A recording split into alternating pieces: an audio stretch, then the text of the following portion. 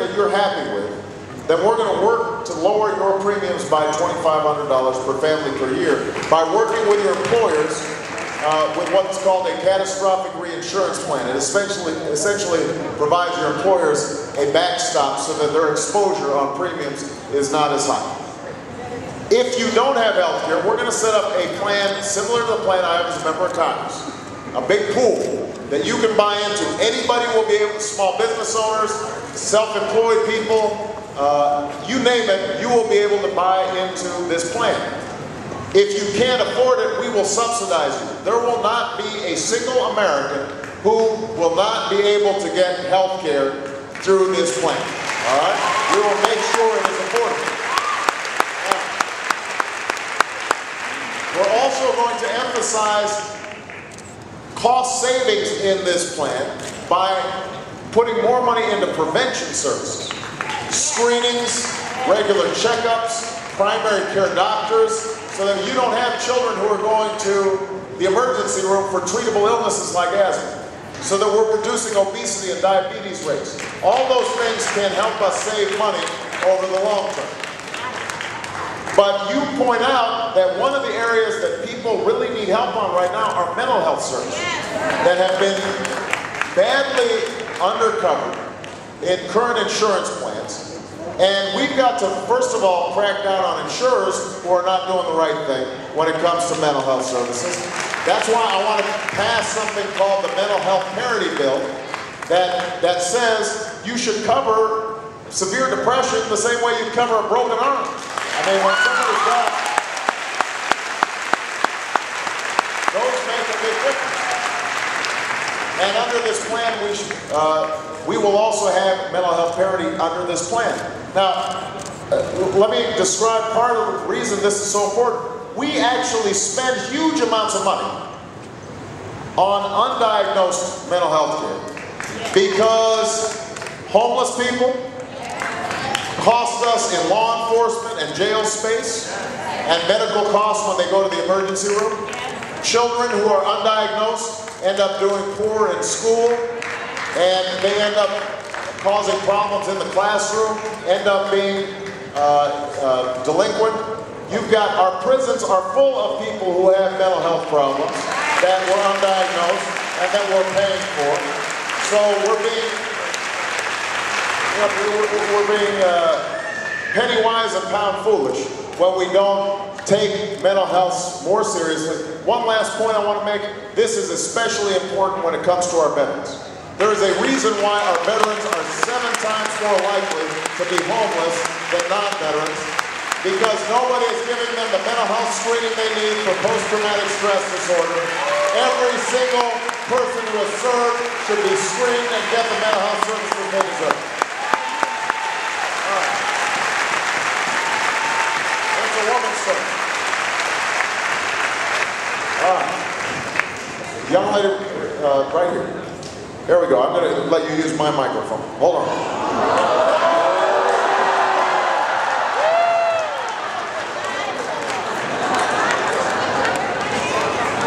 First of all, let me say, Barack, we at the UAW, we love you, okay? If elected as president, what will you do about corporate greed? We work at American Axle, and I want to ask you about corporate greed because they seem to have a tendency to do the reverse of Robin Hood. Rob from the poor and pay the rich, and then cut our wages and take our jobs and send them overseas. If elected as president, what will you do to stop plant closings and try to keep jobs in Michigan?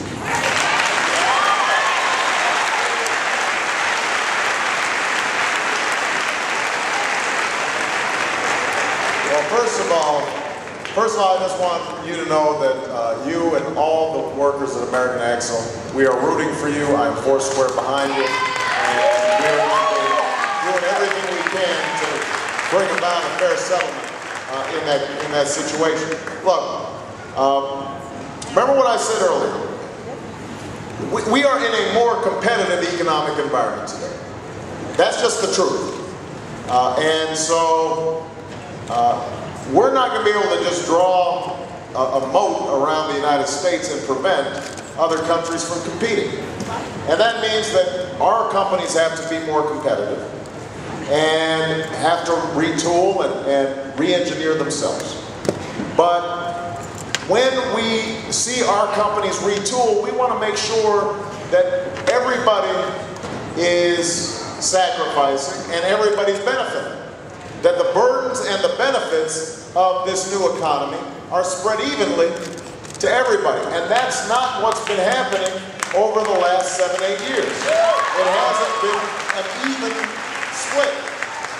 You know, you've got companies that, you know, declared bankruptcy, shed their pension benefits, and the CEOs and the executives are getting $1 million bonuses. Well, that's not sharing the pain. You've got, as I said before, average workers who are seeing their wages decline at the same time as corporate profits have gone up. That's not fair. So what we have to do is we've got to make sure that our economy is working for everybody. And here are a couple things that will do that. Number one, our tax code has to be fair. I already said, we're going to take tax breaks away from companies that ship jobs overseas, give those tax breaks to companies that are investing here in Michigan and here in the United States of America. That's point number one. Point number two, we're going to roll back the Bush tax cuts on the wealthiest Americans and give a middle-class tax cut to families that are really struggling right now and have not seen their incomes go up. And by the way, I want everybody to be clear. If you're making $75,000 or $50,000 or $30,000, $20,000, we are going to give you up to $1,000 per family tax rate that will offset your payroll tax. So even if you don't pay a lot of income tax, you're still going to get this break to offset your payroll tax. And senior citizens who are on fixed incomes and are really hurt when these costs rise, we are going to say, if you make $50,000 or less, senior citizen, you don't have to pay income tax on your Social Security, so that you get more relief. That's going to be helpful. On the issue of retirement security, we are going to crack down on companies that are not following through on their commitments to pay for the pensions that they have promised, and we're going to make it a little more difficult for them to get out of bankruptcy or to pay their CEOs big bonuses by simply shedding the pension obligations to their workers.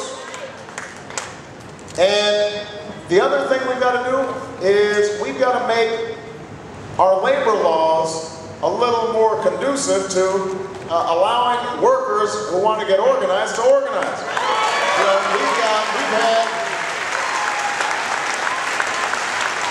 we've had one of the most anti-labor administrations in a very long time. And that is just not fair. It is just not fair, because what happens is workers get less and less leverage and they just see their position erode further and further. Now, if we do all those things, then we will have made the economy more fair. But remember, we've also got to make the economy more competitive. Those two things aren't contradictory, they are complementary. And so even as we're doing these things to make the economy more fair, we've also got to invest in clean energy technology. We've also got to invest in our infrastructure. We've got to invest in our schools. We've got to make sure that worker retraining is available. We've got to make college more affordable. We've got to make sure that we are helping the automakers here in Michigan and all across the Midwest retool so that they are able to compete on an international level. And we've got to take on this trade issue and make sure that other countries that we're trading with are reciprocating. If they are not allowing our goods and services into their countries, then there's no reason why they should get such a good deal selling into our country. All right? Okay. All right. Gentleman right here. Can we get a mic here?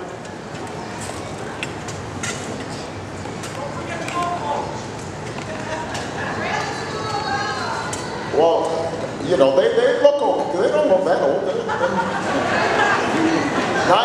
and 95. Well, that's I'm going to have to come over and give him a kiss. Go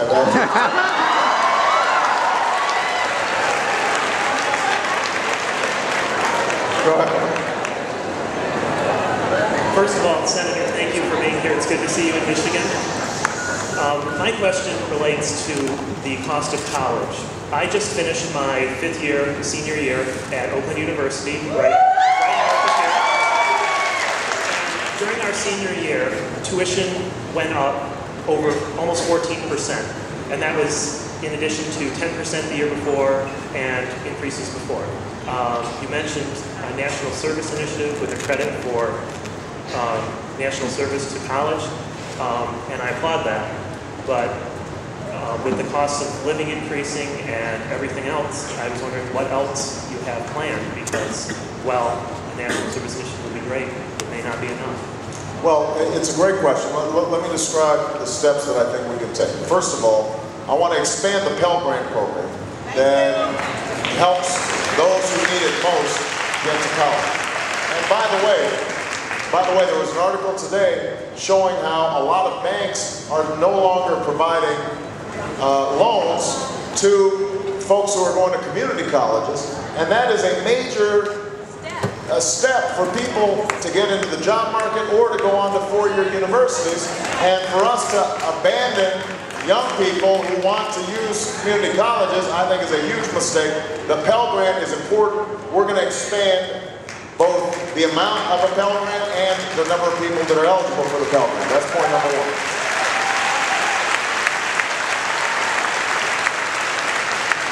The second thing we're going to have to do is to try to lower interest rates generally for the federally insured or guaranteed student loans. Part of the way to do that is to eliminate the middlemen. You know, the banks and the financial companies, they are taking a profit even out of those loans that are given that are guaranteed by the federal government. If they're guaranteed by the federal government, then you're not taking a risk. You shouldn't be getting that profit. Let's take that $1 billion away and let's use that to lower interest rates. That is point number two. Point number three, $4,000 tuition credit every student every year. Now that will pay for about 2/3 of the cost of an average public college or university. It doesn't pay for all of it, but it's substantial. The way you can fulfill the national service requirement, you can do it while you're in school, or you can do it after school. You can join the Peace Corps, you can decide you're going to teach in a tough situation, or in an underserved school, teach in a subject like math or science where we've got shortages, be a doctor in a place that needs more doctors, or a nurse in a place that needs more nurses. There are going to be a number of different ways that you can fulfill this community service obligation. Work in a veterans home, work in a homeless shelter, obviously serve in our military. One of the things that we're trying to do right now is to pass a GI Bill for the 21st century so that the benefits that veterans get to go to college are as good as the benefits that my grandfather got when he went to college. Now, and by the way, this $4,000 tuition credit, we will have it not just for four-year students, but for two-year students. For students who, or non-traditional students, students who maybe they went to school 2 years, started working for 5 years, and then you want to go back and retrain and retool for the new jobs that are out there. You've got to have those loans available or grants available for you as well. But understand there are two other things we're going to have to do. No matter how much money I put in, the federal government puts in, unless we control costs, if the inflation rate is so high, 14, 10% a year, whatever new money we put in will be gone in about 5 years. So we've got to control the increase of costs in the same way we have to do it on healthcare, we've got to do it in higher education. And one of the things I want to do is convene a meeting with the presidents of universities to figure out what is it that's contributing to these costs of high tuition. Now part of it, they'll say, is state support for higher education has gone down. So if the federal government is doing right by the states and their budgets and saying to states, here's the money for early childhood education that we, or special education that we promised you, That then frees up money that can go into higher education. So there's some obligations that the federal government has to meet to help free up money at the state level to help support schools. But part of it is also, I think, that you know, our universities and colleges may not be spending their money as wisely as they should. Some of their costs they can't control, like healthcare costs for their personnel. But sometimes if they're building a new fancy, you know, student center or new athletic facility, you know, maybe, you know, they don't need that right now. What you need is good books and computers and just try to keep tuition low. That's something that we've got to talk to folks about. All right, I've got time for 2 more questions. I've only got time for 2 more questions. This young lady's had her hand up for a long time. Right here. I'm a freshman here in Troy High, and I think it's really great how you're bringing so many young people into this. As you know, the economy is really bad, and it'll be difficult for us students in the future. How are you going to bring about this change to help us? Well, which change? All these changes? It's a great question. The change that you're talking about. Like, okay, on education, so no specific issue, but just generally, yes. How are we going to change it? Well, look, I'm going to need all of you involved. Let me give you an example on healthcare. We've been talking about healthcare for a long time, right? Every 4 years, presidential candidates come before you and they say, we're going to solve your healthcare problems, right? And it doesn't get solved. Now, part of that is because the drug companies, the insurance companies, the oil companies, or the HMOs in the case of healthcare, they all have so much power. The only way to offset that power is to have the American people hold members of Congress and the President accountable. So we're going to make sure, for example, that we've got all our negotiations about healthcare on C-SPAN so that you can watch them, so that you know who is actually looking after your interests and who's looking after the drug companies' interests. Transparency in government and the citizens of the United States really focus on issues. That's how we're going to overcome the special interests, and that's how we're going to be able to get all these things done. I've said at the beginning of this campaign, change doesn't happen from the top. It happens from the bottom up. If all of you are involved and engaged, then we will make sure that we can bring about the changes that we've been talking about. All right, you get the last question. This guy's been had his hand up the whole time. Hold on a second. Go ahead. I love you back.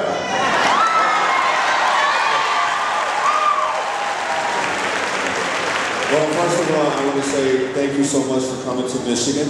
I also want to say that you inspire me in more ways than you will ever know. I am an ex-offender. I did 13 years in prison for a pair of gym shoes and a set of bed sheets. Since I've been home from prison in the last 3 years, I put over maybe 10,000 to 12,000 people to work every single day. I put people to work because you inspire me to do that. What made me come here today is because I heard you months ago when I first came home from prison that you are concerned about prison reentry programs. And as you know, in Michigan, jobs is one of the greatest concerns that we have. You can imagine how difficult it is for an ex-offender, someone that's convicted of a crime, to find a job. What are you going to do to help prison reentry programs so that we can reduce crime and recidivism by introducing our brothers to employment opportunities that will improve the quality of their life? And also to show my appreciation for you and all that you do for us. Because if Martin Luther King was here today, he would say thank you for being a part of his dream. And I want to give you this t-shirt. So. Okay, I'll gather it up after. Thank you very much. And I'm glad you're doing that good work. And you're a good example of what's possible. You know, it is very important for us to think about how much of a drain on our economy is being created because of the huge numbers of young people who are being imprisoned, who are then rendered economically unemployable because of a felony record. Now, that's not being smart on crime.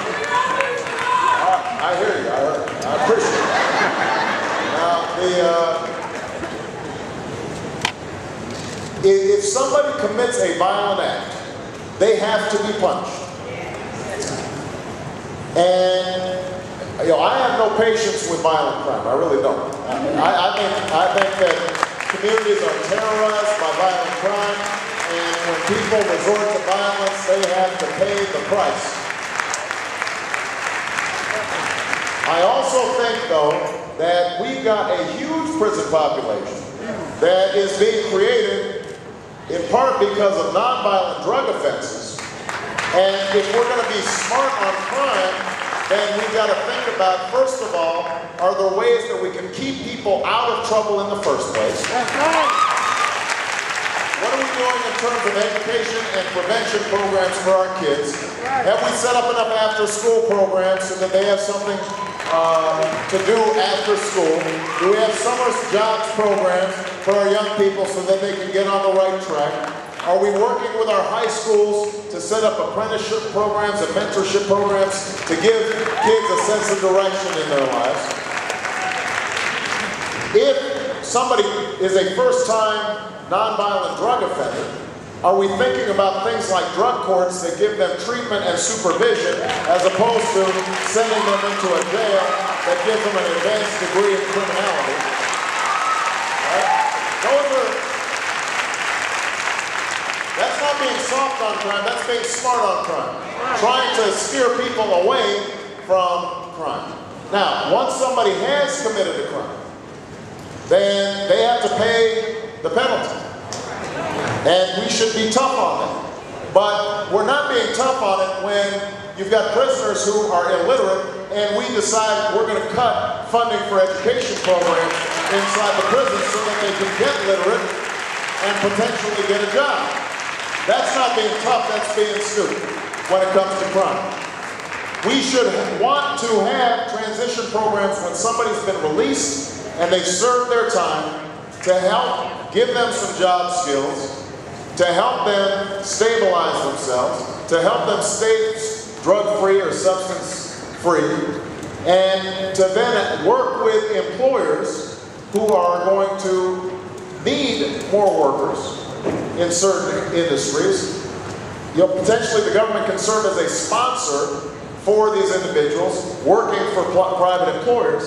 So there are a whole bunch of programs that myself and Joe Biden and others have been working on at the federal level. We want to partner with local and state officials to do this. But remember what I said at the outset. The most important way to deal with this problem is to keep our kids out of trouble in the first place. And let me end by saying this. Government can't do it all. Our schools can't do it all. Parents, we need you to parent. Fathers, we need you to father. Don't blame somebody else if your child is getting into trouble. You've got to show some authority in the home and do what's needed in order to teach them right from wrong. That's how we are going to help solve some of these problems. Thank you very much, Joel. I appreciate it.